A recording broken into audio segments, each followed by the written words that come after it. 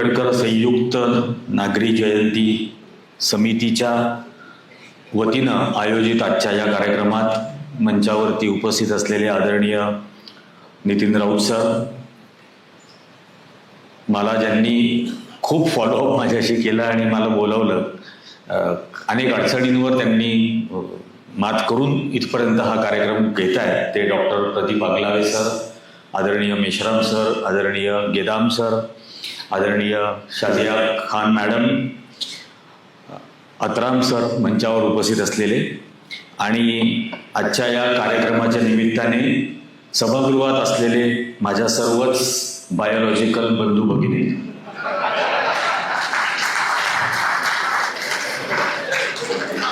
मी हे सगळ्या ठिकाणी बोलतो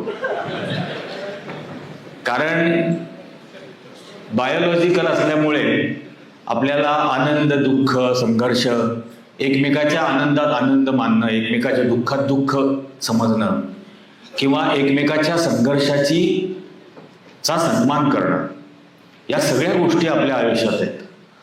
नॉन बायोलॉजिकलच्या आयुष्यात हे काही नसतं ना, त्यामुळे त्याला काही घेणं देणं नाही. तुम्ही किती संकटात आहात, किती संघर्ष करत आहात, काय काय तुम्हाला यातना होत आहेत, याच्याशी त्याला काही घेणं देणं नसतं. तो मस्त दिवसभरात 4 कपडे बदलतो, मोरांना दाणे खाऊ घालतो, त्याचं वेगळं काहीतरी चाललेलं असतं. आता आजचा विषय हा डॉक्टर बाबासाहेब आंबेडकरचं योगदान या स्वतंत्र भारताच्या मधलं असा आहे.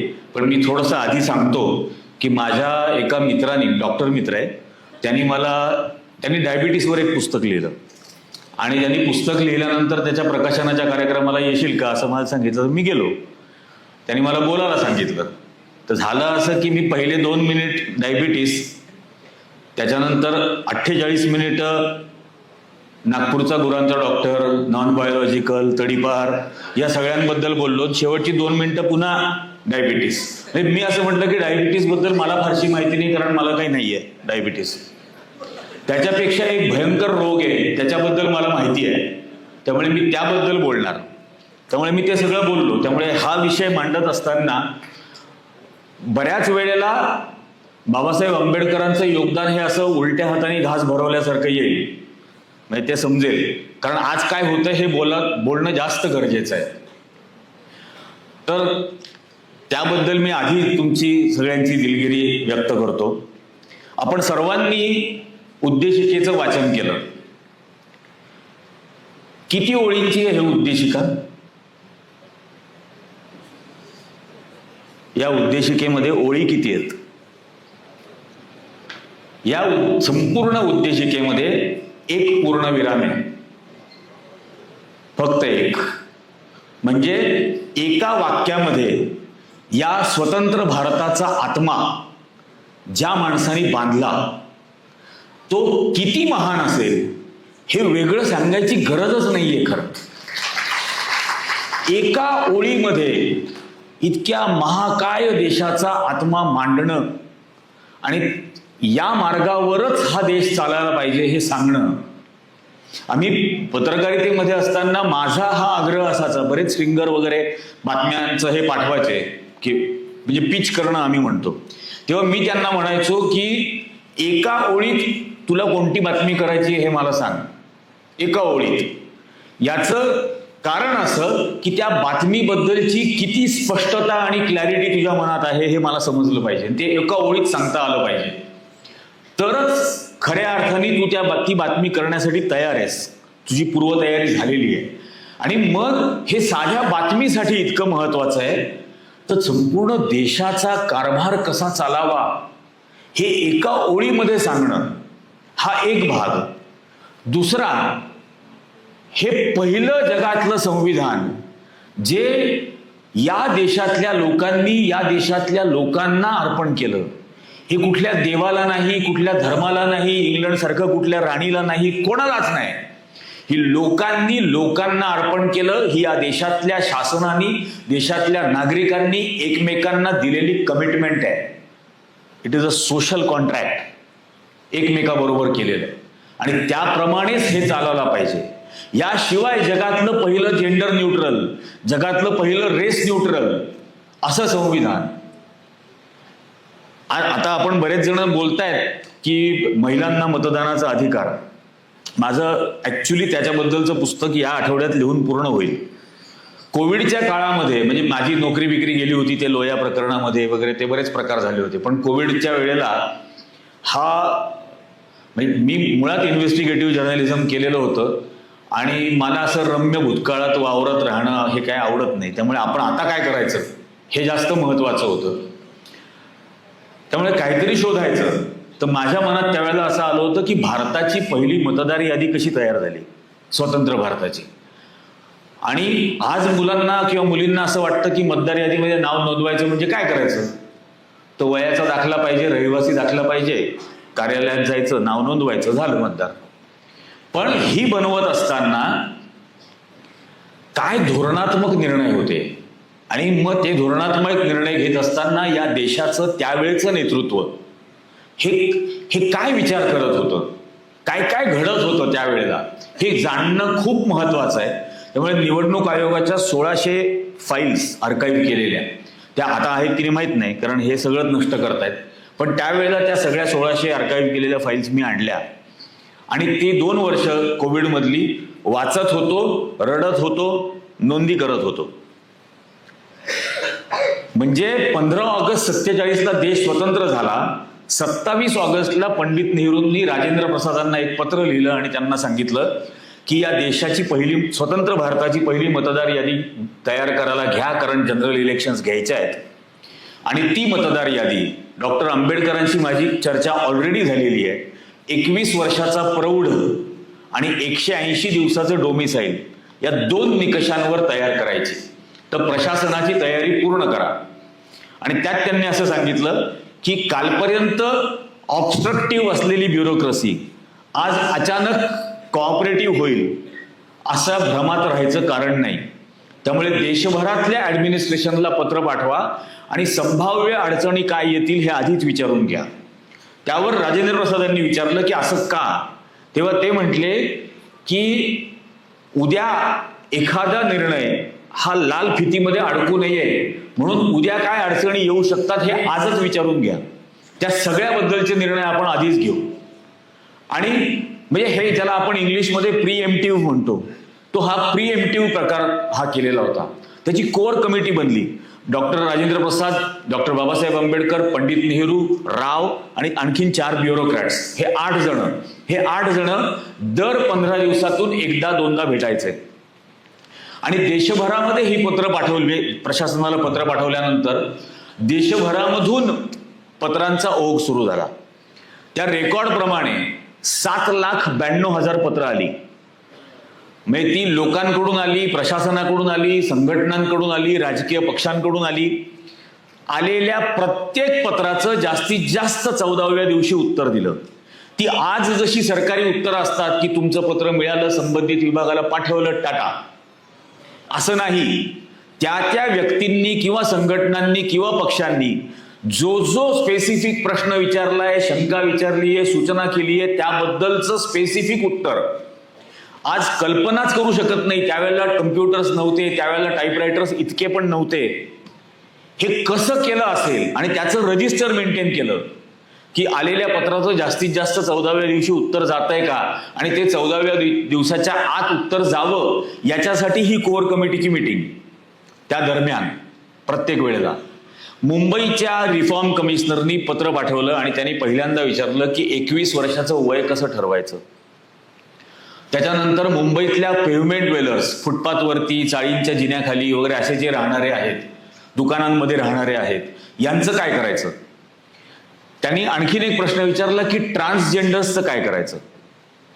त्याला या कोर कमिटीची मीटिंग झाली आणि त्याला उत्तर पाठवलं आणि त्याला असं सांगितलं गेलं की our criteria is not gender specific. Of course transgenders are voters of India. हे 47 सालचं सरकार हे तृतीयपंथीयांना स्वातंत्र्य झाल्याच्या पहिल्या दिवसापासून समान अधिकार देत होती. म्हणून भारत सरकारचे सर्व अर्ज हे पहिल्या दिवसापासून लिंगाच्या इथं पुरुष, स्त्री आणि इतर हे पहिल्या दिवसापासून आहे. जे 800 वर्षापूर्वी लोकशाही जिथं जन्माला आली, मॅग्ना कार्टा असं म्हणणाऱ्या इंग्लंडमध्ये सुद्धा नव्हतं. हे स्वतंत्र भारताने पहिल्या दिवसापासून दिलं.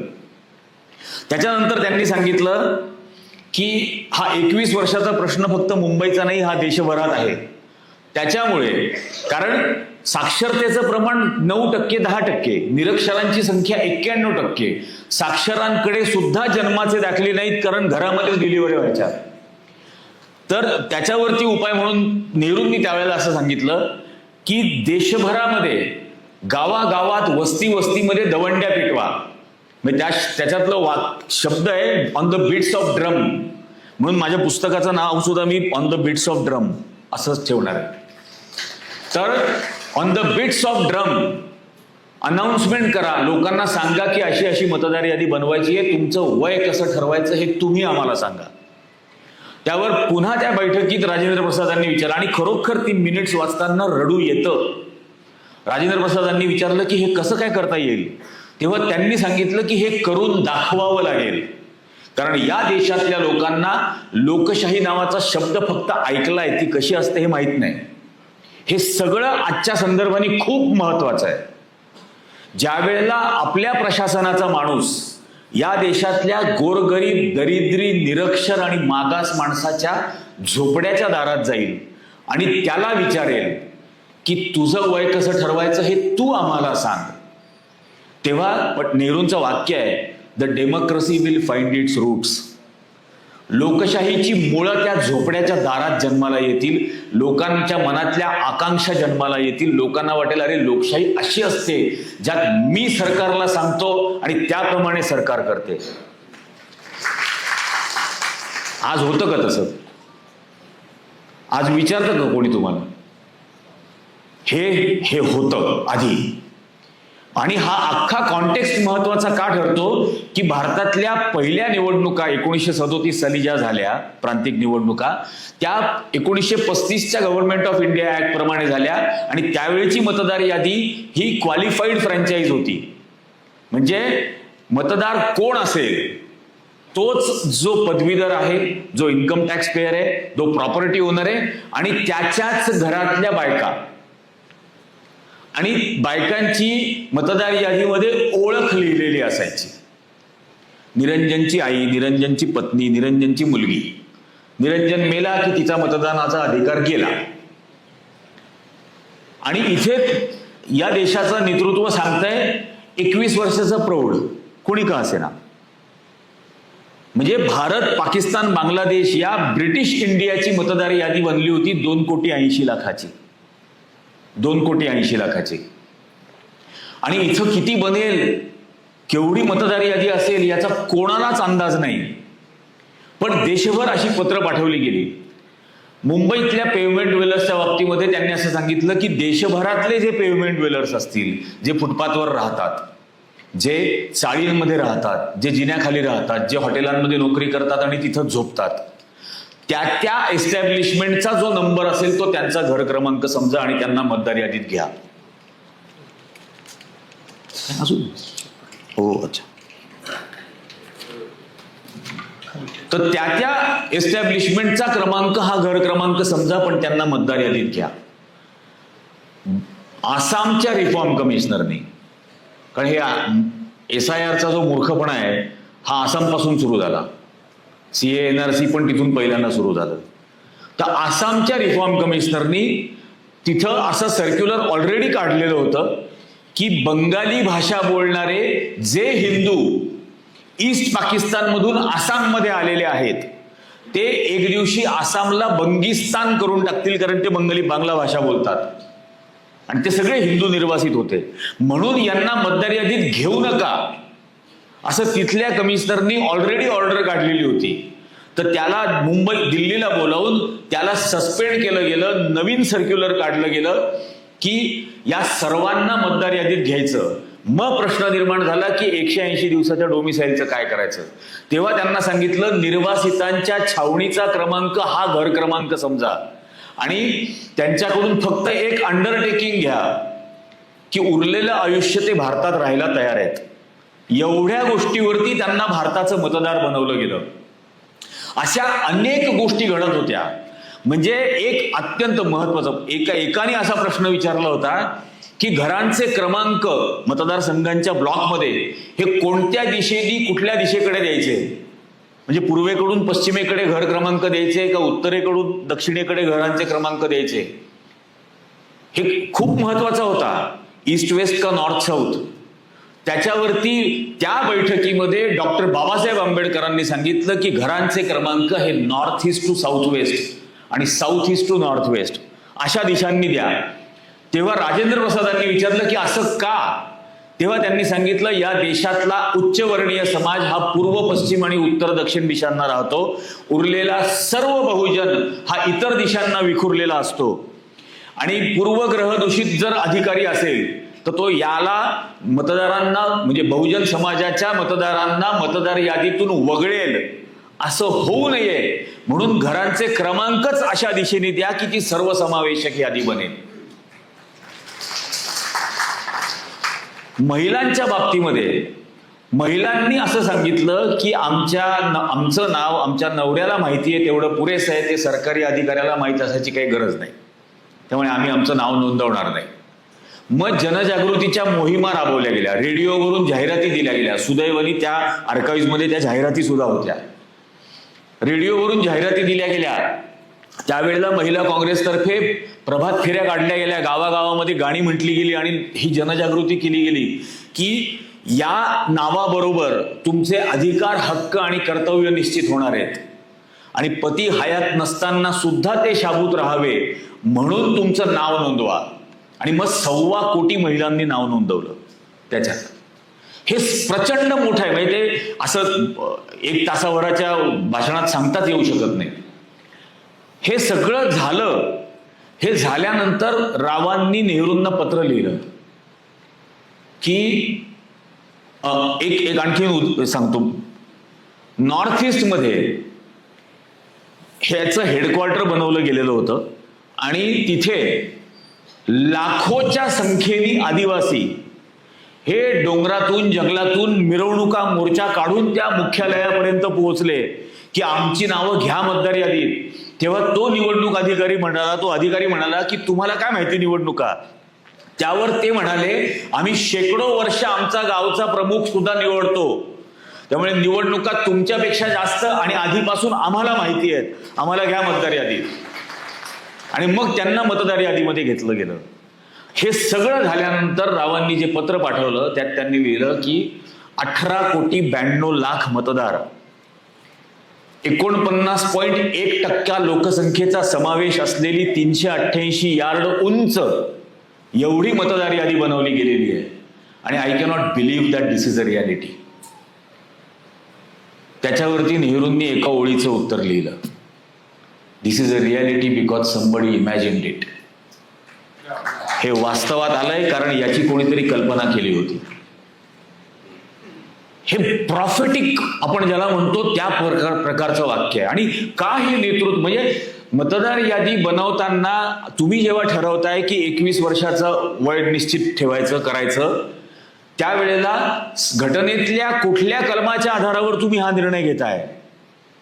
त्यावेळेला डॉक्टर बाबासाहेब आंबेडकरांनी सांगितलं की संभाव्य संविधानामधल्या कलमाला बांधील राहून आज हा असा निर्णय घेत आहोत की 21 वर्षाचं वय निश्चित ठेवावं.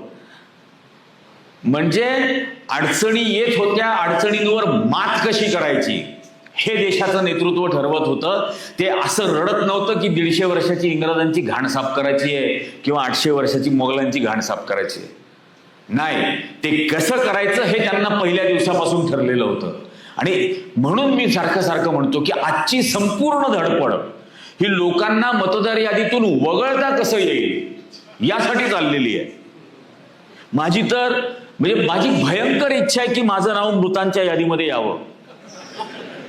कारण मला न्यायालयामध्ये जाऊन न्यायालयाला विचारायचं आहे की माझा अंतिम संस्कार तर करा ना. नुसतं निवडणूक आयोग म्हणता हा मेला, मग जाळा की मला, जाळा पुरा काहीतरी तर करा. मी सगळ्यांच्या वतीनं जाणार. हे पण विचारणार की उद्या या मयतांच्या यादीमधल्या एखाद्याने बँक बुडवली तर कोणावर गुन्हा नोंदवाल, उद्या या मयतांच्या यादीतल्या एखाद्याने खून केला तर कोणावर गुन्हा नोंदवाल? हा काय बावळटपणा चाललाय? आणि हा रोखणार कसा? हे ज्या वेळेला ते ज्ञानव्यापी वगैरे प्रकार चालला होता, म्हणजे ज्ञानव्यापी मस्जिद आणि ते सगळं चाललेलं होतं, त्यावेळेला मी चंद्रचूडांना पत्र लिहिलं होतं आणि मी त्या पत्रामध्ये असं म्हटलं होतं की मी महाभारत वाचलेलं आहे आणि मी वाचलेल्या महाभारतामध्ये दिल्लीचं नाव हस्तिनापूर होतं आणि पांडवांनी कौरवांचा पराभव केल्यानंतर पांडव जेव्हा हस्तिनापूरला आले तेव्हा त्यांनी श्रीकृष्णाचं एक भव्य मंदिर हस्तिनापूरमध्ये उभारलं आणि माझ्या माहितीप्रमाणे ते श्रीकृष्णाचं भव्य मंदिर आज सर्वोच्च न्यायालयाच्या खालती आहे. न्यायालय खणायची परवानगी द्या. आणि मग लिहिलं की हा मूर्खपणा देशभर जो माजतोय तो मूर्खपणा थांबवण्याची संविधानिक जबाबदारी तुमच्यावर आहे. ती जबाबदारी पार पाडण्यासाठी तुम्हाला पगार मिळतो. तुम्हाला पगार मिळत राहावा यासाठी मी कर भरतो. तुम्ही कधी पाळणार आहात? हा काय बावळटपणा चाललेला आहे? हे रोखा. आजही हा जो अख्खा पुन्हा विषय आलाय वर्गीकरणाचा, हा कशामुळे आला? याच बाबांनी निर्णय दिला की हे वर्गीकरण करा, नंतर या आरक्षण मिळणाऱ्यांना एकाच पिढीला लाभ मिळावा, याच्यामध्ये क्रीमी लेअर असावी. म्हणजे या माणसाचं कार्ट मुंबई हायकोर्टात न्यायाधीश, याचे वडील सर्वोच्च न्यायालयाचे न्यायाधीश, त्यांचे वडील सर्वोच्च न्यायालयाचे न्यायाधीश, यांना कधीच क्रीमी लेअर लागली नाही. तेव्हा असं नाही म्हटले की ब्राह्मण कुटुंबामधून न्यायाधीश जर होणार असेल तर क्रीमी लेअर लावा. का? मागासवर्गीयांमधून ओबीसी मधून जर कोणी न्यायाधीश होणार असेल तर त्याला क्रीमी लेअर लावा.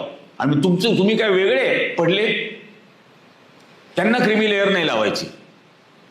आणि एकाच पिढीला, हा काय प्रकार आहे एकाच पिढीला? म्हणजे माझ्याशी एक जण असाच वाद घालत होता. मला म्हणे मी PWD डिपार्टमेंटमध्ये लँड ॲक्विजिशन करतोय नाशिक पुणे हायवेचं, आणि त्या लँड ॲक्विजिशनमध्ये म्हणे आमचे जे मुख्य साहेब आहेत IAS अधिकारी, ते मागासवर्गीय समाजाचे आहेत, करोडो रुपयाची संपत्ती आहे, मुलीने MBBS केलेलं आहे आणि आता MD करणार आहे, तिला काय आरक्षणाची गरज म्हणे. तर म्हटलं तू जो वर्णन केलं तेच मी तुला वेगळ्या पद्धतीने विचारू का? तर म्हणे विचारा. म्हटलं मुलीने MBBS केलंय, आता MD करणारे वडील IAS अधिकारी आहेत, करोडो रुपयाची संपत्ती आहे, सून म्हणून करून घेतात.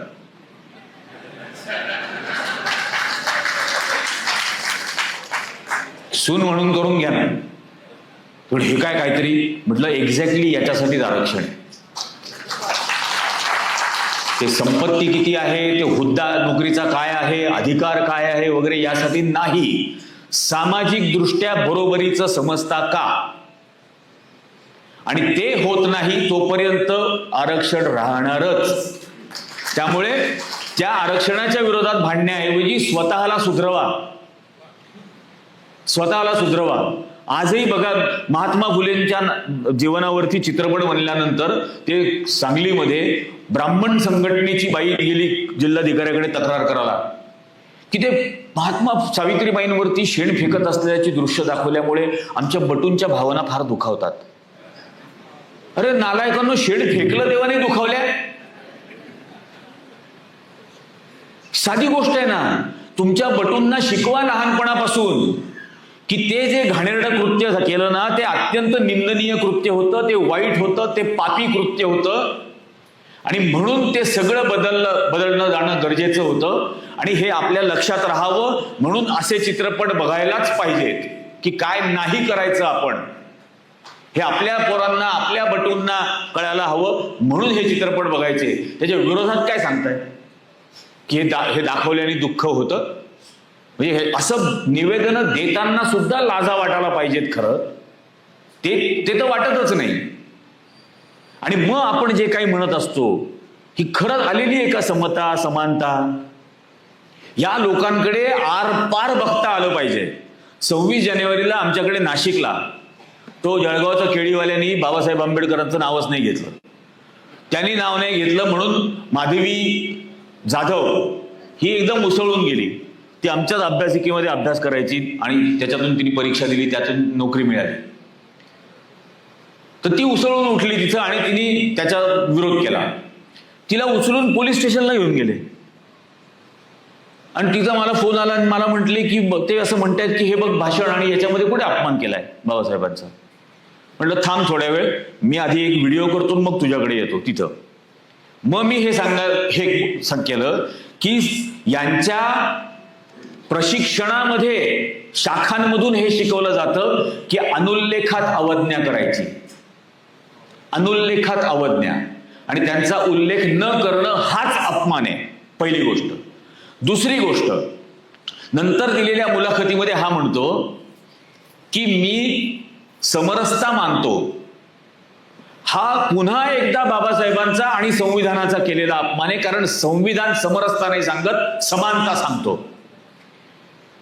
आणि मग हे सगळं ज्या वेळेला परत तिथे जाऊन सांगितलं त्यावेळेला तिला सोडलं, पण तिच्यावर डिपार्टमेंटल इन्क्वायरी लावली. मग आम्ही 4-5 जणांनी कुठल्याही राजकीय पक्षाकडे गेलो नाही, नेत्यांकडे गेलो नाही, काहीच नाही. कुठे होर्डिंग नाही, पोस्टर नाही, काहीही नाही. वस्त्यामध्ये जाऊन मिटिंग घेतल्या आणि एवढंच सांगितलं की या तारखेला आपल्याला छत्रपती ते घटनापती असा मोर्चा काढायचा आहे. नाशिक रोड रेल्वे स्टेशनला छत्रपती शिवाजी महाराजांच्या पुतळ्यापासून सुरुवात करायची आणि कलेक्टर ऑफिस जवळ घटनापती डॉक्टर बाबासाहेब आंबेडकरांच्या पुतळ्यापाशी त्याचा समारोप करायचा. आणि कारण ते सगळं करण्यासाठीचा काय पैसा वगैरे नव्हता, त्याच्या प्रसिद्धीसाठीचाही नव्हता, त्या लोकांना आणण्यासाठी परत पाठवण्यासाठी काही नव्हतं. एवढंच सांगितलं की आपण जमायचंय याच्यात. तुम्हाला खोटं वाटेल, पोलिसांनी सांगितलेला आकडा 88,000 लोक आली. 88,000 लोक आणि सर्व जाती धर्मांचे आले त्याच्यात. आणि 5.5 तास 16 किलोमीटर लांब हा मोर्चा झाला. तिची इन्क्वायरी रद्द करावी लागली या सगळ्यांना. ही आपली ताकद आहे, ही आपली ताकद आहे. आणि मी सतत नेहमी प्रत्येकाला हे सांगत असतो की माझ्या संविधानाने मला सार्वभौम केलं, प्रत्येक व्यक्तीला सार्वभौम केलं. माझं सार्वभौमत्व मी वापरणार की नाही एवढाच भाग आहे. नेहरू जयंतीच्या कार्यक्रमामध्ये नाशिकला मला येऊन पोलीस सांगतात की आम्ही ATS कडून आलो, आम्ही तुमचं प्रोफाईल बनवलंय. तर म्हटलं मग काय बाकी आहे, आधार कार्ड पॅन कार्ड काय हवंय का? आणि मी काही टेररिस्ट नाही. तर म्हणे नाही, जनसुरक्षा कायदा आमच्याकडे आहे आणि त्यात अटक सुद्धा होऊ शकते. तर म्हटलं आता तुम्ही स्वतःहून तर काही आले नाही माझ्याकडे, कोणीतरी तुम्हाला सांगितलं ना की याला जाऊन निरोप द्या. म्हणे हो. म्हटलं मग त्यांना माझा जाऊन निरोप द्या. त्यांना सांगा की हा देश तुरुंगामध्ये जाऊन स्वतंत्र झालाय, घरात बसून स्वतंत्र झालेला नाही. त्यामुळे तुरुंगामध्ये जाऊन जे स्वातंत्र्य मिळवलं आणि जे संविधान मिळवलं ते टिकवावं यासाठी 1000 वेळेला अभिमानाने तुरुंगात जाऊ. नाही घाबरत तुम्हाला. आणि माझं अभिव्यक्ती स्वातंत्र्य हे माझ्या संविधानाने मला ऑलरेडी देऊन टाकलेलं आहे. ते ना मोदीचं लाचार आहे, ना त्या तडीपारचं लाचार आहे, ना या 35 पुरणपोळ्या खाणाऱ्याचं लाचार आहे. ते मला ऑलरेडी मिळालेलं आहे. ते फक्त मी वापरायचं की नाही एवढाच भाग राहतो. आणि मी ते वापरणार, कारण मी नाही ते वापरलं तर माझ्या मुलीला तर तोंडही उघडवू दिलं जाणार नाही, तिला बोलूच दिलं जाणार नाही. म्हणून मी उघडणं भाग आहे. मला ही लोकशाही, ही धर्मनिरपेक्षता, हे स्वातंत्र्य, जातनिरपेक्षता मला माझ्या आयुष्यात, माझ्या कुटुंबामध्ये, माझ्या त्यावेळेच्या समाजामध्ये, त्यावेळेच्या भारतामध्ये मिळाली. कारण ते मला मिळावं यासाठीची किंमत माझ्या आधीच्या पिढ्यांनी स्वातंत्र्य आंदोलनात चुकवली होती. ती माझ्या पुढच्या पिढीला मिळावं असं वाटत असेल तर त्याची किंमत मीच चुकवायला हवी. ती त्या 33 कोटी खाली येणार नाहीये की ही धर्मनिरपेक्षता, हे गे स्वातंत्र्य. असं होतच नाही, असं कधीही होत नाही. आपल्यालाच या सर्व गोष्टींची किंमत ही मोजावी लागते. मी जे परत म्हटलो की हे स्वातंत्र्य मिळवलं म्हणजे काय मिळवलं? स्वातंत्र्य फक्त इंग्रजांकडून मिळवलं नाही ना. हे स्वातंत्र्य इंग्रजांकडून मिळवलं, हे राजे रजवाड्यांकडून मिळालं, हे वतनदारांकडून स्वातंत्र्य मिळवलं गेलं. या सगळ्यांची ब्युरोक्रेसी कोण चालवत होतं? या सगळ्यांची नोकरशाही कोणाच्या ताब्यात होती? याच संगोट्यांच्या ना. मग यांच्याकडूनही तर स्वातंत्र्य मिळवलं आणि यांच्याकडून स्वातंत्र्य मिळवलं याचाच राग आहे, याचाच राग आहे. आणि म्हणून तर तुमच्या स्वातंत्र्यावरती हर प्रकारे हल्ला करतो. अनेक जण मगाशी बोलले, बाबासाहेबांनी आपल्याला काय शिकवण दिली? शिका, संघटित व्हा, संघर्ष करा. आज या तीनही गोष्टींवर हल्ला चालू आहे. हे लक्षात येतं का? शिकण्यावर हल्ला होतोय. आपण बघितलं ना, महाराष्ट्रामध्ये 84,000 शाळा बंद केल्या. या 84,000 शाळांमधली 40 लाख मुलं, ही सर्व बहुजनांची मुलं शिक्षणापासून वंचित केली की नाही? खरं तर या 40 लाख मुलांच्या पालकांनी रस्त्यावर यायला हवं. त्या 84,000 शाळांमधले जे 4 लाख शिक्षक बेरोजगार केले, म्हणजे हक्काचा पगार मिळणारे शिक्षक बेरोजगार केले आणि त्यांच्या बायकांना मात्र लाडक्या बहिणी. नवऱ्याला मिळणारा हक्काचा पगार काढून घेतला आणि तिला देतात 1,500 रुपये. हे सगळे संघटित करायला पाहिजेत, पण संघटित करू नये म्हणून जनसुरक्षा, ज्याच्यामध्ये सरकार ठरवणार कुठलं कृत्य सरकार विरोधी, कुठली संघटना सरकार विरोधी. ती संघटना असो का नसो, ती संघटना आहे असंही सरकारच म्हणणार. म्हणजे उद्या नागपूरमध्ये एखादा हास्य क्लब असेल आणि ते सकाळी हसत असतील तर पुरणपोळ्या खाणारा म्हणेल, तुम्ही माझ्यावर हसताय,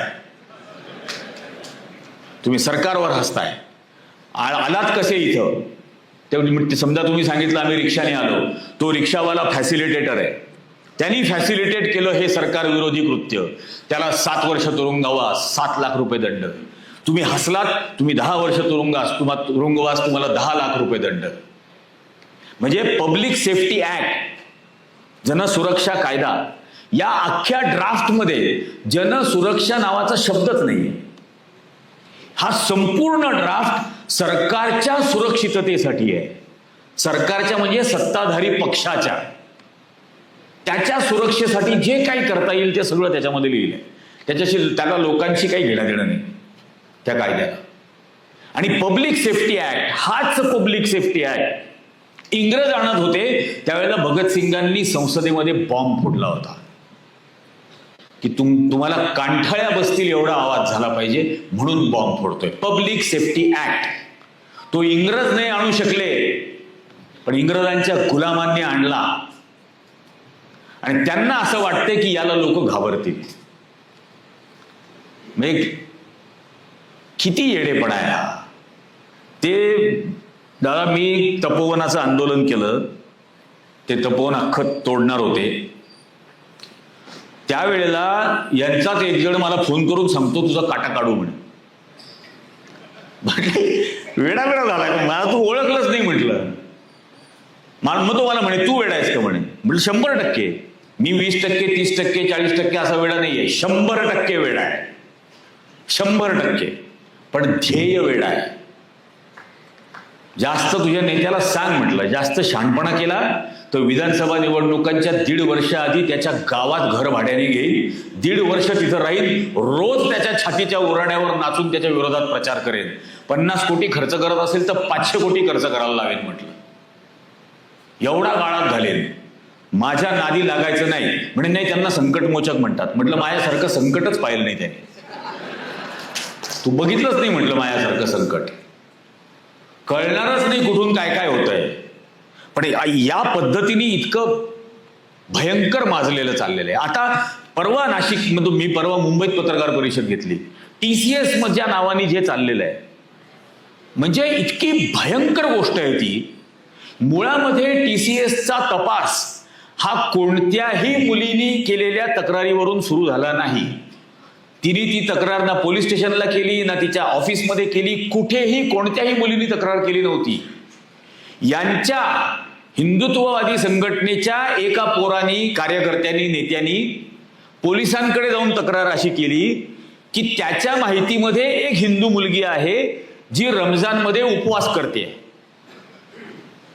म्हणजे मला पहिले कळत नाही हा बावळटपणा त्याचा का पोलिसांचा, की या देशातलं संविधान आणि या देशातला कायदा कोणाला असा अधिकार देतो की दुसऱ्याच्या खाजगी आयुष्यामध्ये लक्ष ठेवायचं, ती कुठल्या दिवशी उपास करतात हे बघायचं, ते जर पटत नसेल तर त्याबद्दल तक्रार करायची?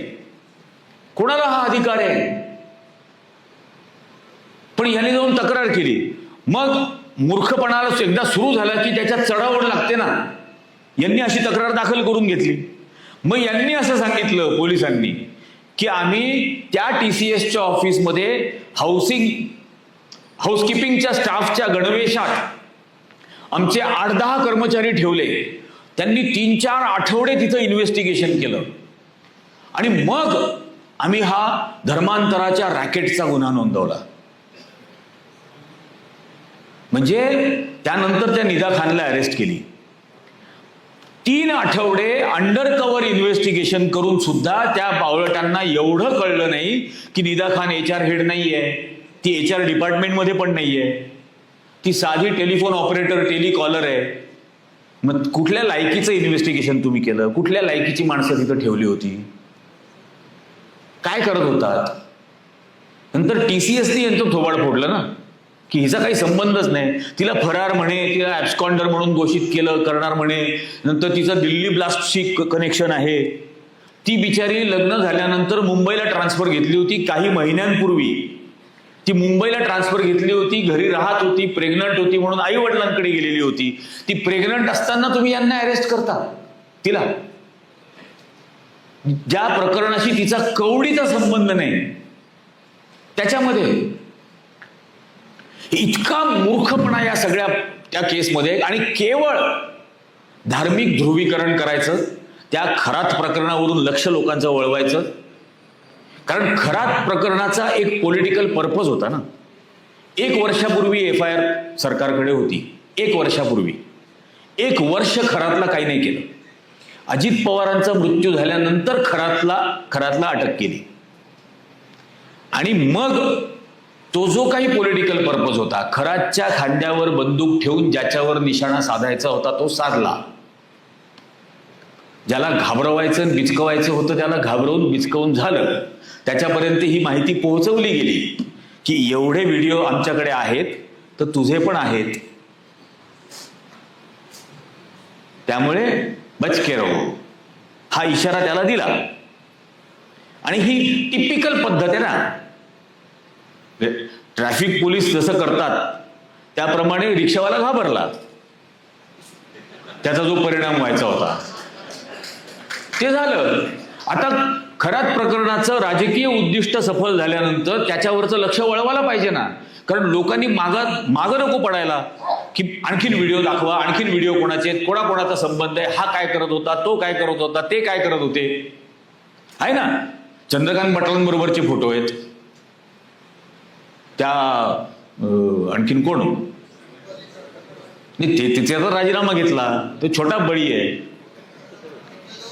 तर ह्या सगळ्यांचे व्हिडिओजच्या मागं लोकांनी लागू नये म्हणून त्याचा राजकीय पर्पज पूर्ण झालेला होता. आता फोकस पुन्हा आपल्या मूळ उद्दिष्टाकडे वळवायचा होता, धार्मिक ध्रुवीकरण, ज्याचा प्रकार त्यांनी नाशिकमध्ये 1 वर्षापासून सुरू केलाय. 1 वर्षापासून ज्यावेळेला आमच्या इथली एक दर्गा पाडली, आमच्याकडे काठे गल्लीमध्ये एक दर्गा होती, त्यावेळेला मी पोलीस कमिशनरकडे जाऊन भांडणं केली की तुम्ही कशी काय पाडली. तर म्हणजे तिथं 1500 जण जमले होते. तर म्हणजे तुम्ही बुलडोजर नेला म्हणून 1500 जमले. मुंबईत बुलडोजर नेला तर 10,000 जैन जमले. त्या 10,000 जैनांवरती लाठीचार्ज केला का? त्यांच्यावर अश्रुधूर मारला का? नाही. यांच्यावर मात्र मारला, कारण हे मुस्लिम होते. हेच तुम्हाला करायचं होतं. आणि मी म्हटलं की मी तुमच्या पगारातून बांधून घेईन म्हटलं. हे 100% तुम्हाला बांधावंच लागेल पुन्हा. आणि ते त्यांचं असं म्हणणं की तिथं दगडफेक झाली, आजूबाजूच्या इमारतींच्या गच्चीवरून दगडफेक झाली, त्या एरियातले लाईट बंद केले गेले. तर मी म्हटलं असा कॉलनीचा मेन स्विच असतो का की तो मेन स्विच कोणीतरी ऑफ केला? MSEBच्या इंजिनियरनी जर का तो ऑफ केला असेल, बंद केला असेल, तर त्याला कोणीतरी सांगितलं ना. आणि म्हणून म्हटलं मी तुमचे म्हणजे कमिशनर, तुमचे, नाशिकच्या आमदारबाईचे आणि त्या इंजिनियरचे तिघांचे कॉल रेकॉर्ड्स काढणार. तर मला म्हणे तुम्ही कसे काय काढाल? म्हटलं मी कागदपत्र कशी काढतो हे तडीपारला विचारा. त्याला माहिती आहे म्हटलं मी हे काढणारच. पण या पद्धतीने प्रत्येक वेळेला धार्मिक ध्रुवीकरण करायचं, द्वेष पसरवायचा, विद्वेष पसरवायचा. माझं नाशिक असं कधीही नव्हतं, कधीही नव्हतं. पण हा प्रकार सुरू केला. मी ज्या वेळेला म्हटलं की कुंभमेळा हा अकबराने सुरू केला, अकबराने कुंभमेळा सुरू केला, ती अकबराची 14 फरमानं दाखवली, ती छापली आणि हेही सांगितलं की पहिल्या उद्घाटनाच्या स्नानाला बादशाह अकबर स्वतः गेला, त्यांनी स्नान केलं म्हणून पहिल्या स्नानाला शाही स्नान म्हणतात, कारण बादशहानी स्नान केलं. आता हा या देशातल्या गंगा जमनी तहजीबचा अप्रतिम उदाहरण आहे की तुमच्या धर्माचा सन्मान एका दुसऱ्या धर्माच्या माणसाने केला. याचा अभिमान वाटायला पाहिजे ना, याचा राग काय येतो? तो म्हणे नाही असं झालंच नाही. म्हटलं मग असं झालंच नाही याचा पुरावा दाखवा. असं झालं याचा पुरावा मी दाखवला, न झाल्याचा पुरावा तुम्ही दाखवा ना. असं कसं होऊ शकतं? तुम्ही नुसतं म्हणणार असं झालंच नाही, असं होणार नाही ना. मी पुरावा दिलाय, तुम्ही पुरावा द्या याच्याबद्दलचा. तो म्हणे नाही अकबर किती आक्रांता होता माहितीये का? म्हटलं आक्रांता म्हणजे काय? म्हणे हजारो हिंदू मारले. म्हटलं म्हणजे परशुरामापेक्षा कमीच मारले. परशुरामानी 21 वेळेला अख्खी पृथ्वी निक्षत्रिय केली, त्यांनी करोडो हिंदू मारले. एवढे तर सगळ्या मोगलांनी मिळून नाही मारले. म्हणजे तू जास्त शहाणपणा करतो. म्हटलं लहानपणापासून आपल्याला ती सवयच आहे, ती लहानपणापासून म्हटलं, पण खरं बोलतो. पण हा जो परत परत जो प्रकार येतो म्हणजे रामायणाच्या नावाने, आता काय झालेलं आहे, कुंभमेळा होणार आहे आणि कुंभमेळ्याच्या निमित्ताने इतका द्वेष पसरवायचा आहे. यावेळेचा नाशिकचा कुंभमेळा हा 28 महिने चालवणार आहेत, 28 महिने, आणि बेछूट पैसे खर्च करतायत. 32,000 कोटी रुपयाचं नाशिकचं त्यांनी ठरवलंय खर्च करायचा. म्हणजे नॉर्थ ईस्ट मधल्या 7-8 राज्यांचा मिळून जेवढं बजेट नाही वर्षाचं, त्यापेक्षा जास्त पैसे नाशिकमध्ये. 32,000 कोटी. 88,000 शाळा बंद केल्या कारण 2,000 कोटी रुपयाचा खर्च येईल. त्या कमी पटसंख्या असून सुद्धा जर शाळा चालू ठेवल्या तर 2,000 कोटी रुपये खर्च येतो, म्हणून शाळा बंद करा. आणि तिकडं 32,000 कोटी. मी RTI मध्ये प्रश्न विचारला की या 32,000 कोटी रुपयाच्या खर्चाचा DPR काय आहे? 50 लाख रुपयाचं टेंडर काढायचं असेल तर डिटेल प्रोजेक्ट रिपोर्ट हा कंपल्सरी आहे. मला लेखी उत्तर दिलं की DPR बनवलेला नाही, DPR बनवलेला नाही. नाशिक त्र्यंबकेश्वर रस्ता 20 किलोमीटर लांबीचा 348 कोटी रुपयाला कॉन्क्रीट करतायत. मी म्हटलं 17 कोटी रुपये एका किलोमीटरला?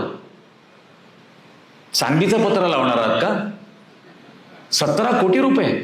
तो जो दर्शन पथ त्र्यंबकेश्वर मंदिराच्या समोर 1400 मीटर लांबीचं दर्शन पथ, 1400 मीटर लांबीच्या दर्शन पथाचा खर्च 1100 कोटी. 1100 कोटी.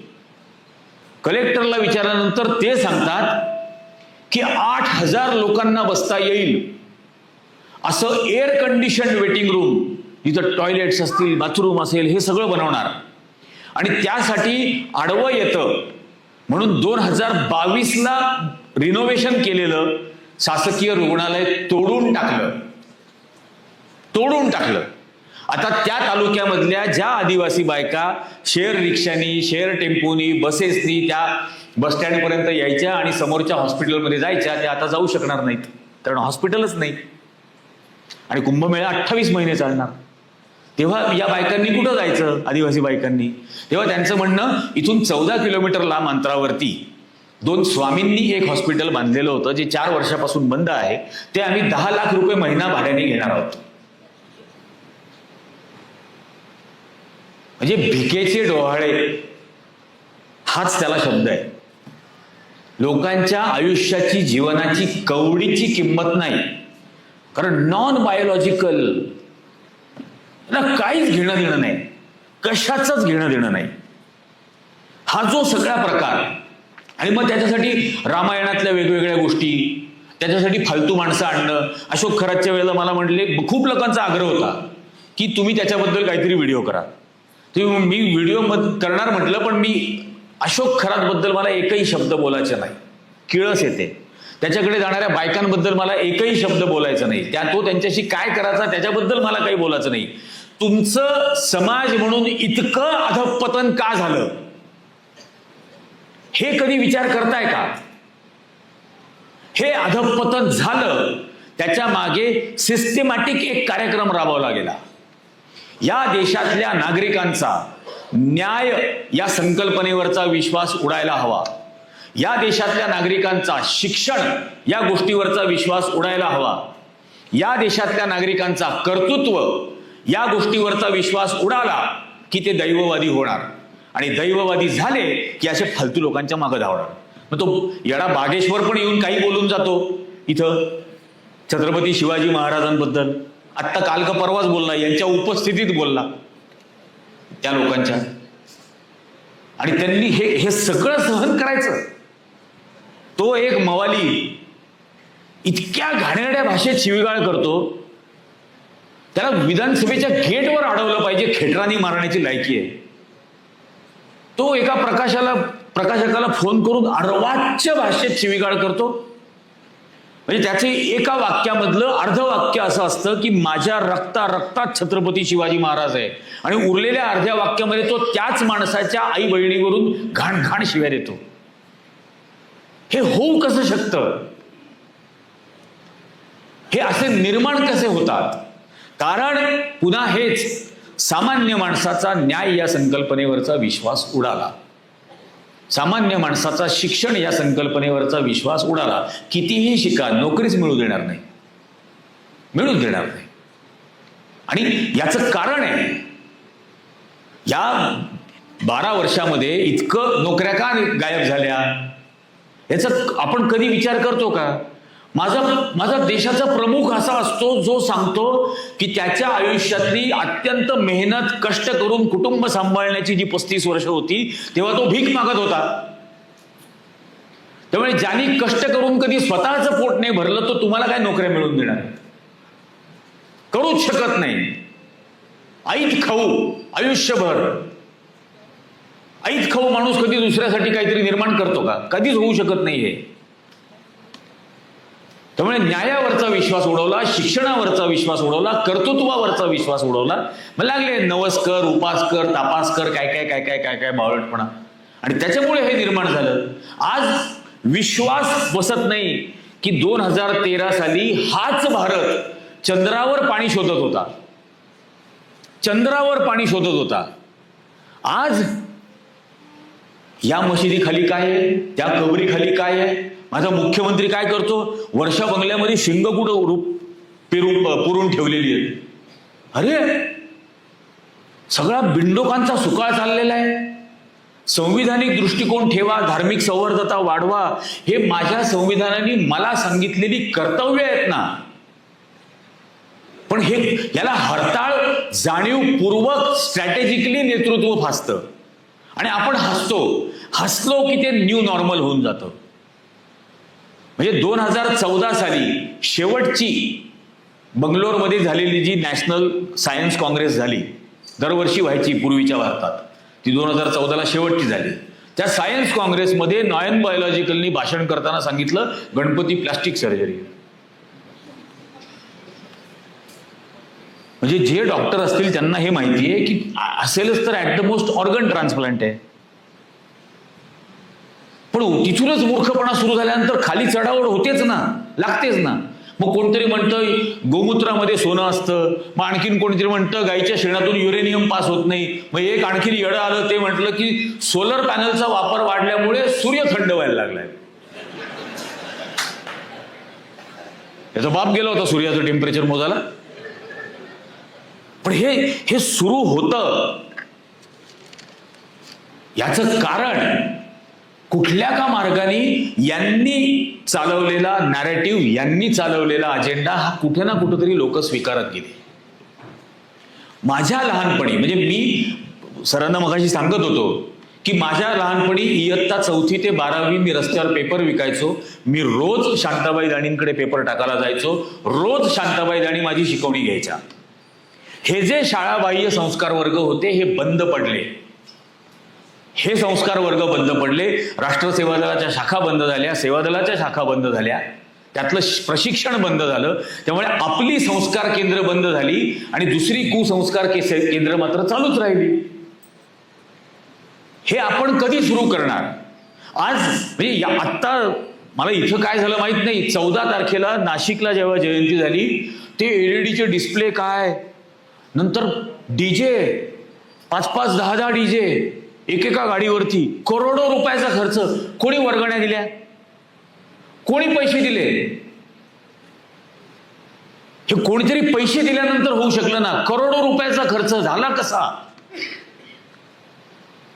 हे कोणीतरी पैसे देतं, त्याची सवय लावतं आणि जे व्हायला पाहिजे म्हणून यावेळच्या 14 तारखेपासून आम्ही असं ठरवलं की आम्ही नाशिकमध्ये येणारी प्रत्येक 14 एप्रिल, येणारा प्रत्येक 6 डिसेंबर, येणारी प्रत्येक 26 नोव्हेंबर, येणारा प्रत्येक 19 फेब्रुवारी, येणारी प्रत्येक बुद्ध जयंती ही फक्त शिबिराने साजरी करणार. फक्त शिबिर. खूप महत्वाचं आहे. तंदुरुस्त असणं जसं महत्वाचं आहे तसं मन दुरुस्त असणं पण गरजेचं आहे. त्यामुळे मन दुरुस्तीसाठी ही शिबिरं चालवलीच पाहिजे, ती चालवायलाच हवीत, त्याला काहीही पर्याय नाही. कारण ते नाही झालं तर मग हा द्वेष पसरवणं सोपं पडतं. हे सगळे जे काही अजेंडे आहेत हे सगळे रेटणं सोपं होतं. म्हणजे बीजे मेडिकल कॉलेज, सर बीजे मेडिकल कॉलेजमध्ये 19 फेब्रुवारीला त्या कॉलेजच्या प्रशासनाने असा लेखी आदेश काढला की फक्त मराठा समाजाच्या मुलांना सुट्टी असेल. शिवजयंतीला 14 एप्रिलला लेखी आदेश काढला की फक्त आंबेडकरी समाजाच्या मुलांना सुट्टी असेल, इतरांना नाही. ही हिम्मत कशी होते महाराष्ट्रात? आणि जर म्हणायचं असेल की हा छत्रपती शिवाजी महाराजांचा, हा राजर्षी शाहू महाराजांचा, हा संभाजी महाराजांचा, हा महात्मा फुलेंचा, सावित्रीमाईंचा, डॉक्टर बाबासाहेब आंबेडकरांचा महाराष्ट्र आहे, तर काय फक्त म्हणत राहायचं का? कधीतरी यांचा पराक्रम दाखवा ना. कधीतरी यांचा पराक्रम दाखवायची वेळ आहे. आता नाव घ्यायचं नाही, आता फक्त पराक्रम दाखवायचा.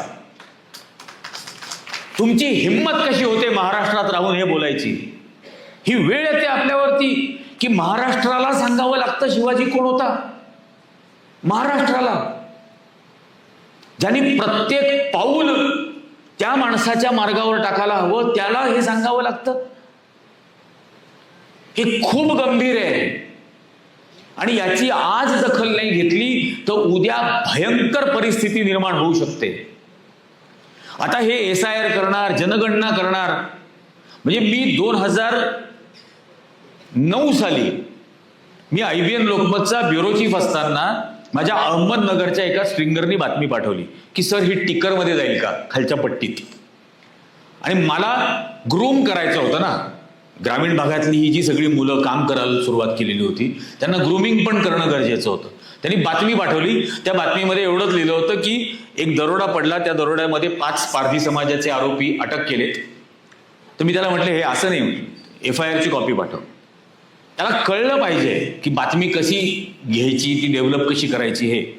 तर तो गेला, त्यांनी FIR कॉपी पाठवली. पुन्हा असंच झालं की त्यांनी वाचलीच नाही. वाचल्यानंतर मी त्याला म्हटलं की अरे याच्यामध्ये आरोपी क्रमांक 5 अमोशा काळे, वय वर्ष 18 महिने लिहिलंय, तर जा परत. तो परत गेला, परत आला, त्यांनी मला फोन केला, सर खरंच 18 महिन्याचा मुलगा आहे म्हणे. 18 महिन्याचा मुलगा. तो मला म्हटला की कडेवर पोलिसांनी कोर्टात आणला, जजनी मानही वर करून पाहिली नाही, 7 दिवसाची पोलीस कस्टडी सुनावून दिली, दरोडेखोर म्हणून. मग मी राजदीपला फोन केला, आम्ही OB व्हॅन मागवून घेतली, ती बातमी केली. बातमी केल्यानंतर मुकुल वासनिक जुना भारत होता बरं का तेव्हा मुकुल वासनिक समाज कल्याण मंत्री होते. मुकुल वासनिकांनी 24 तासात सत्यशोधन समिती, फॅक्ट फाइंडिंग कमिटी जस्टिस थूलच्या अंडर ही तिथं पाठवली. तिथं पाठवल्यानंतर त्याची जनसुनवाई झाली. जनसुनवाई झाल्यानंतर त्या न्यायाधीशापासून सिनियर PI पासून सगळे सस्पेंड झाले. आणि मग लक्षात आलं की हे भयंकर आहे ना. दरोडा पडला म्हणून आजूबाजूच्या सगळ्या पालांमधले जेवढे पारधी सापडतील ते उचलून आणायचे का? कारण म्हणजे 1871ला इंग्रजांनी यांना गुन्हेगार म्हटलं. कारण 1857च्या स्वातंत्र्य संग्रामामध्ये यांनी भाग घेतला होता.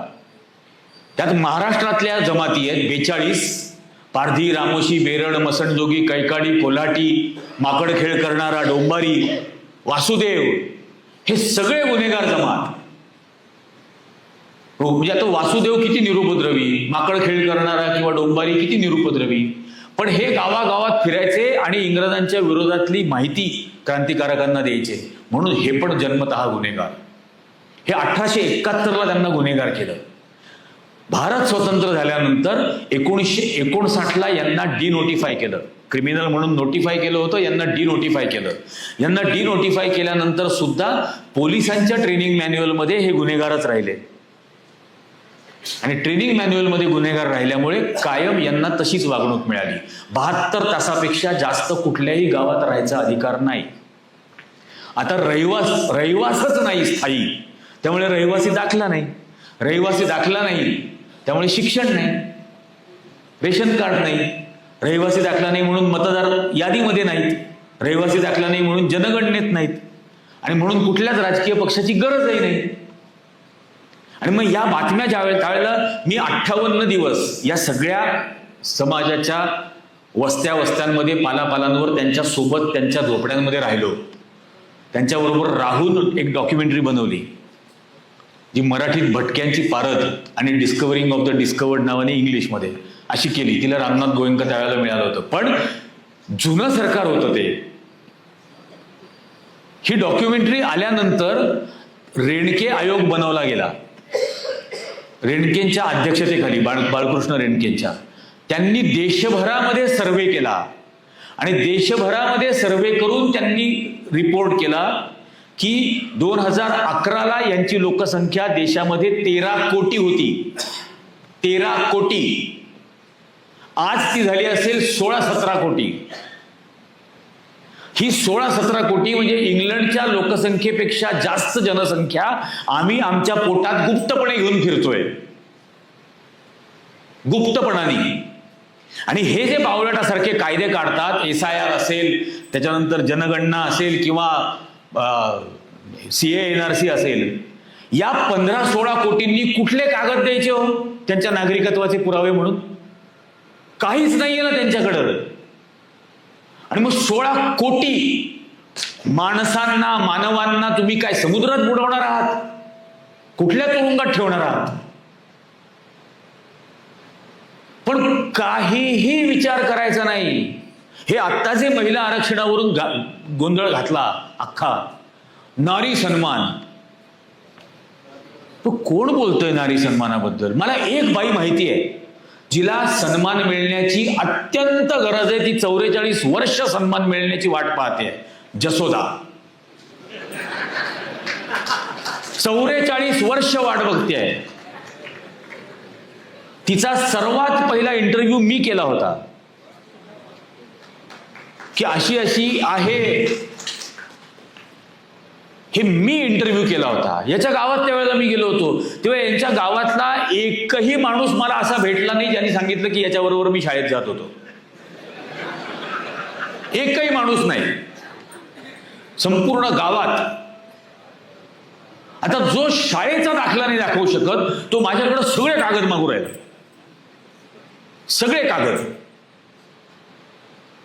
हे खूप, म्हणजे आपण तडीपारला नोकरी देत नाही. तुमच्या एस्टॅब्लिशमेंटमध्ये एखादा जर आला आणि म्हटला की मी तडीपार होतो पण आता मला गुन्हे बिने काय करायचे नाहीत, मला नोकरी द्या, आपण नोकरी देत नाही. आपण तडीपारला वल्लभभाई पटेलांच्या खुर्चीत बसवलाय आणि तो लोकसभेमध्ये कशी भाषणं करतो. त्या CA 370 कलम ज्या वेळेला हटवलं तेव्हा कोणीतरी विचारलं की आज फारुख अब्दुल्ला संसदेत का नाही येत? त्यावेळेला तो म्हणतो की मैं क्या कनपट्टी पे बंदूक रख के लेके आऊं क्या? सड़क छाप भाषा, सड़क छाप. कनपट्टी पे बंदूक रख के लेके आऊं क्या? हे देशाचा गृहमंत्री बोलतो. हे इतकं भयंकर आहे. पण हे सगळं होत आहे कारण हे सगळं होऊ दिलं जात आहे. आपण दाखवत नाहीये आपली ताकद. आणि आता जो सगळा बेछूट 240 वर ज्या वेळेला हे अडकले त्याच्यानंतर यांच्या लक्षात आलं की हे मिळालेलं निसटू पण शकतं. आणि म्हणून आता इतका वेग पकडलाय या सगळ्या अनाचाराचा की याचा खरोखर गंभीरपणाने विचार करायला हवा. हे जी संविधानिक कर्तव्य नागरिकांनी बजावायची आहेत ती राज्यकर्त्यांनी बजावली पाहिजेत ना. धार्मिक सौहार्दता वाढवणं, काय बोलतायत आपले निवडणुका कशा झाल्या आपल्याकडच्या? कपड़ों से पहचान लेते हैं, बटेंगे तो कटेंगे, एक है तो सेफ है. तो पुरणपोळ्यावाला भाषण करत होता ही निवडणूक धर्मयुद्ध समजा. अरे या थराला गेलात तुम्ही. आणि हे सगळं करून तुमचा असा भ्रम आहे की या देशातली लोक हे सहन करत राहतील. महाराष्ट्र, मी दरवेळेला मला सर्वात जास्त देशात अपेक्षा असेल तर ती महाराष्ट्रात आहे. हा महाराष्ट्राचं पाणी गढूळ केलं जात आहे जाणीवपूर्वक. मग तो बागेश्वर असेल, तो मवाली गायकवाड असेल, आणखीन तो एक आहे मनोहर बापाचं नाव माहित नाही, कुलकर्णी. हो, सांगलीत शांतिनिकेतन मध्ये कार्यक्रम होता.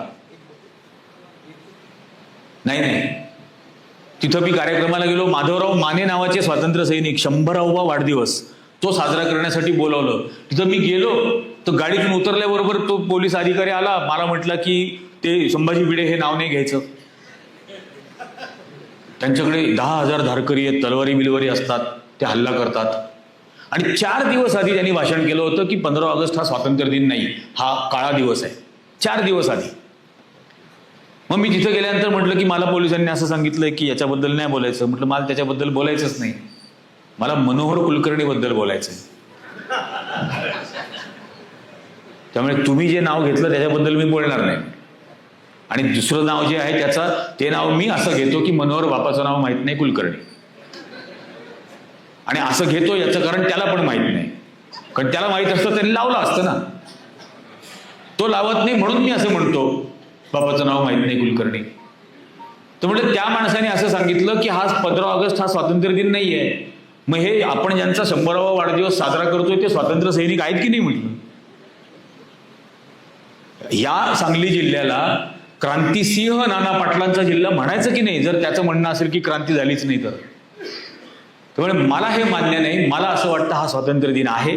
मला शक्य असेल तेवढा मोठा तिरंगा घेऊन मी सांगलीमध्ये येणार, कलेक्टर ऑफिस समोर उभा राहणार.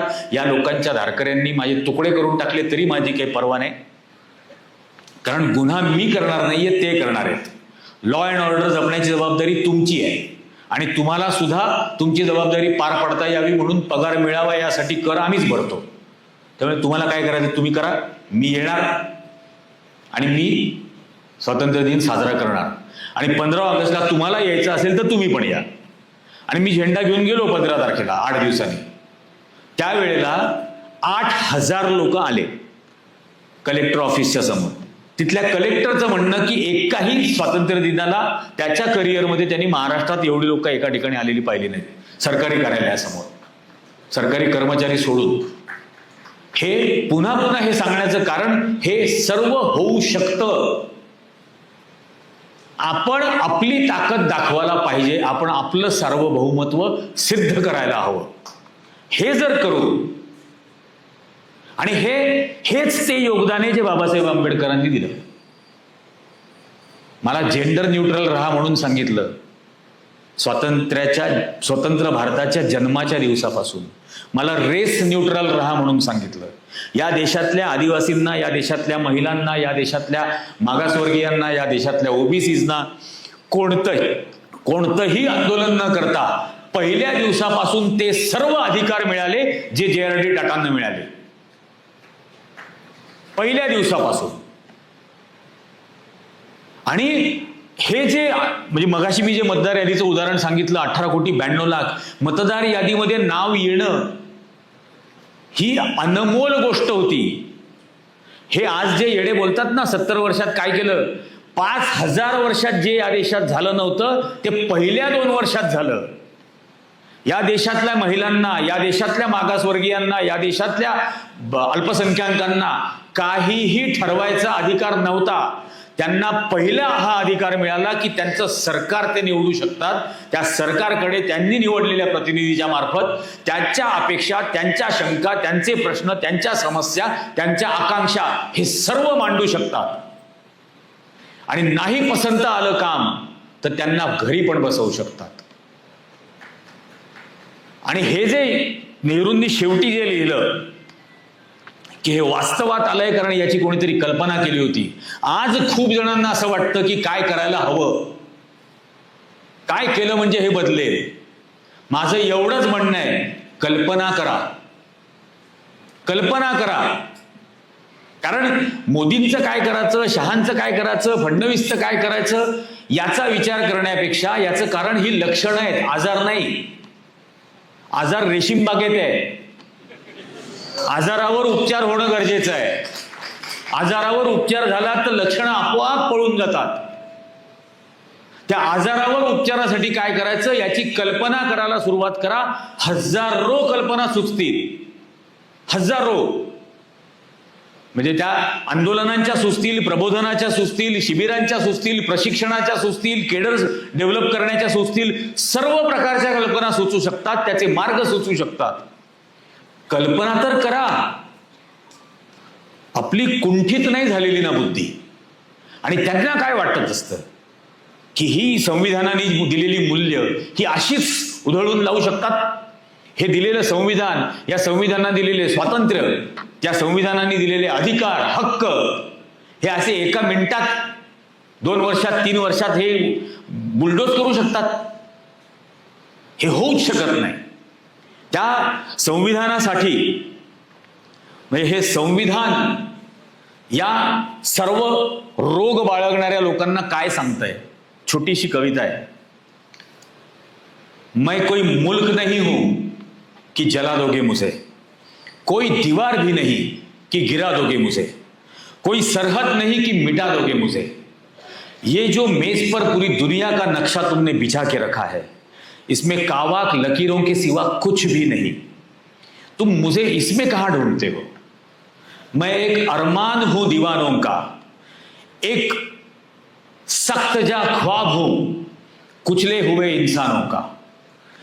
लूट जब हद से सिवा होती है, जुल्म जब हद से गुजर जाता है, तब मैं अचानक किसी कोने में नजर आता हूं, किसी सीने से उभर आता हूं. आज से पहले भी तुमने मुझे देखा होगा, कभी मगरिब में, कभी मशरिक में, कभी शहरों में, कभी गांव में, कभी जंगल में, कभी बस्ती में. मेरी तारीख ही तारीख है, मेरा कोई ज्योग्राफिया नहीं. और तारीख भी ऐसी जो पढ़ाई तो नहीं जाती लेकिन फिर भी लोग छुप छुप कर पढ़ते ही है. कि मैं गालिब कभी मगलूब हुआ, कातिलों को कभी सूली पे चढ़ाया मैंने, और कभी आप ही मसलूब हुआ. फर्क सिर्फ इतना है, कातिल मेरे मर जाते हैं, मैं न मरता हूं न मर सकता हूं. हे आपल्या देशाचं संविधान आहे. न मरता हूं न मर सकता हूं. पण ते तरच होऊ शकेल जर त्याच्या संरक्षणासाठी, त्याच्यासाठी म्हणून आपण ही सगळी किंमत मोजायला तयार झालो तर. माझ्या बाबतीत काय घडलं हा भाग, भूतकाळातला भाग सोडून द्या. माझ्या मुलीने मला विचारलं होतं की बाबा तू हे सगळे उपद्व्याप का करतो, ऑलरेडी इतकं घडलंय, इतका त्रास झाला, हे सगळं झालं. तेव्हा मी तिला म्हटलं होतो की मी ज्या वेळेला इयत्ता 4थीत रस्त्यावर पेपर विकायला लागलो त्यावेळेला 10% कमिशन मिळायचं. 30 पैशाचा महाराष्ट्र टाइम्स विकल्यावरती 3 पैसे मिळायचे, 3 पैसे. आणि समजा 9 विकले गेले आणि 1 अंगावर पडणार असेल तर ओक्साबोक्षी रडू यायचं. कारण मुळात विकताना खूप ओरडावं लागलेलं असायचं, ओरडून ओरडून विकावे लागलेले असायचे. आणि 2-4 पेपर उरणार आहेत असं वाटायला लागलं की संपूर्ण मेहनत आपली धुळीला मिळणार. रडू यायचं. इकडे धाव, तिकडे धाव, तिकडे धाव असं करत करत जो भेटेल त्याच्या अक्षरशः रडत रडत गयावया करायचो की प्लीज घ्या ना, प्लीज घ्या ना, शेवटचे उरलेत.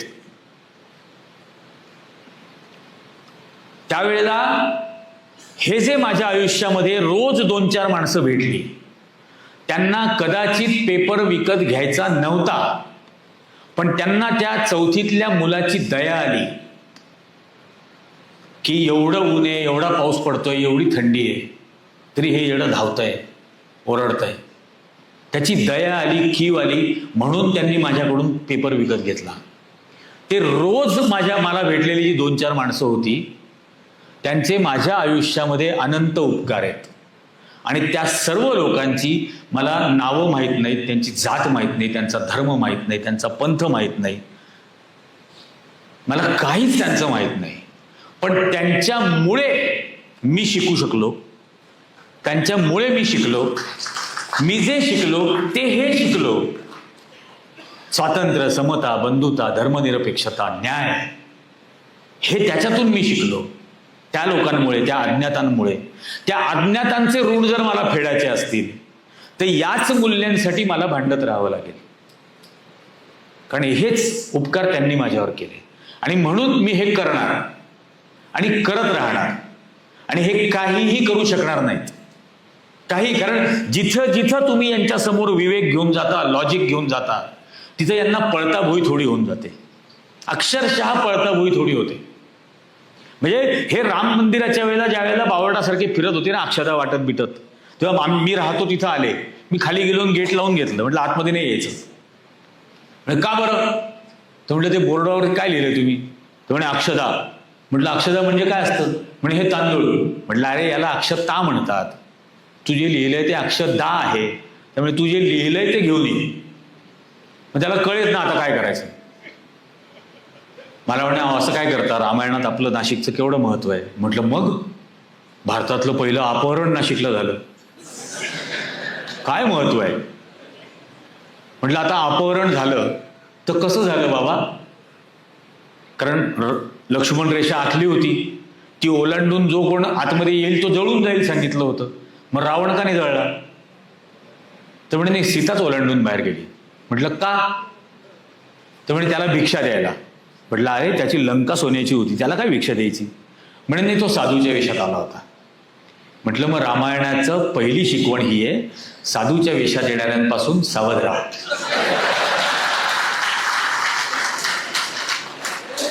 आज तेच करतायत ना. म्हटलं त्याच वेशामध्ये येऊन तुम्हाला फसवतायत ना. आणि तो कोण होता? म्हटलं म्हणजे काय, राक्षस होता? म्हटलं नाही रे, तुमच्या चातुर्वर्ण्याप्रमाणे रावण कोण होता?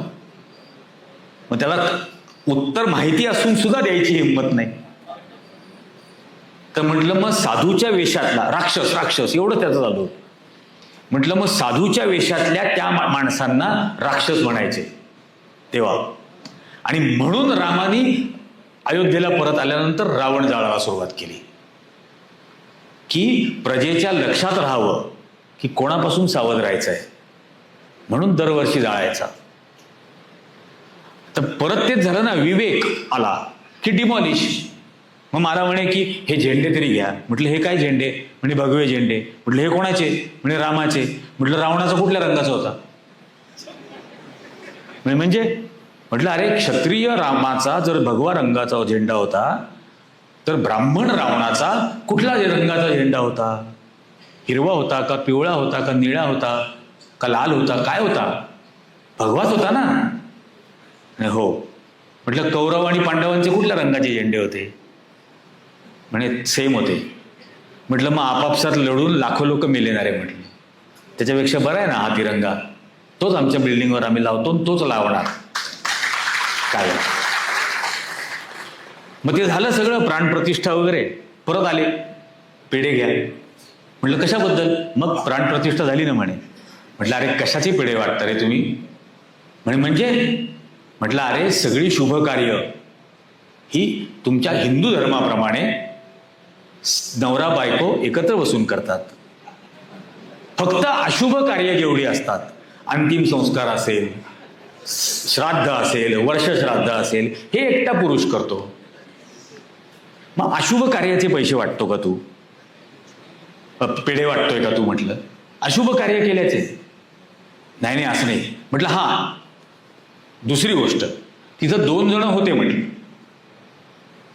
एक काळा स्वेटर घालून होता. मग एक तर मला असं सांगा की भागवत आणि मोदी हे जोडपं होतं, किंवा केलेलं कार्य अशुभ होतं, हे तरी सांगा. आणि बघ ना म्हटलं काय झालं, ते असं असं घडलं, त्यामुळे ते मंदिर गळायला लागलं म्हटलं, पाणी तिथं. त्या बाबरची मशीद 450 वर्षात गळली नाही, ताजमहाल 500 वर्षात गळला नाही, तुम्ही मंदिर बांधलं आणि गळायला लागलं तिथं. रामानी सगळं आयुष्य जगल्यानंतर जलसमाधी घेतली होती म्हटलं, तुमचा काय प्लॅन आहे? मग गप्प बसले.